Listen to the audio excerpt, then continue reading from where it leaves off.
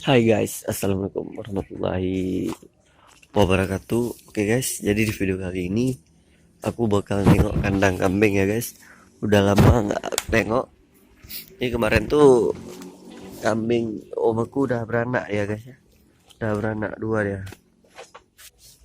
Jadi, oh rupanya ada orang dalam kandang kambing.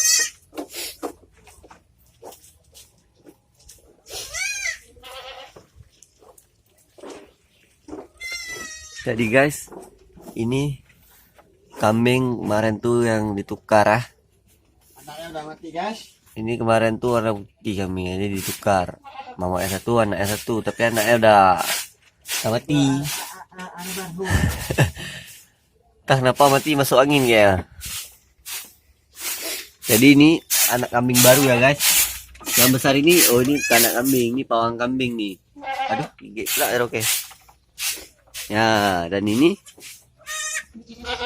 kambing ini sudah beranak guys. Oh, anaknya tuh. Cantik kan? Itu lagi tua. Itu namanya Esme. Yang satu lagi Nenten ya. Jadi kalau digabungin Esme Nenten ya.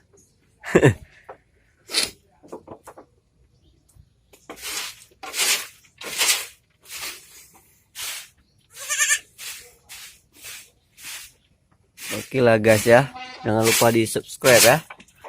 Karena subscribe itu gratis. Nggak bayar guys. Ya nggak bayar guys. Yang namanya gratis semua enak guys. Gimana kambing?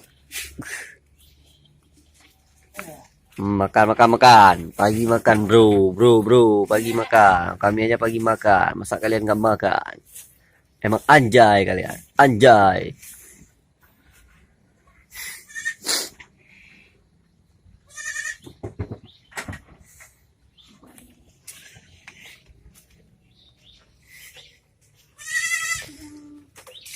Tadi om peternak ya.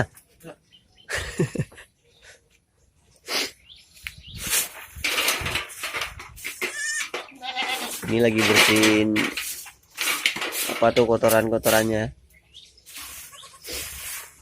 Ini kandang baru, jadi nanti di sini bakal ada kambing landuk ya. Ya. Kambing landuk ya. Tuh anaknya tuh.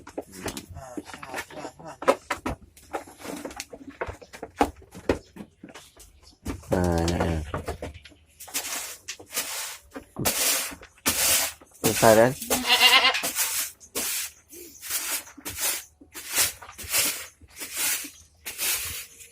Oke lah guys ya, cukup segini aja videonya. Orang kami mau berangkat kerja dulu. Belum sarapan. Ya, oke go guys.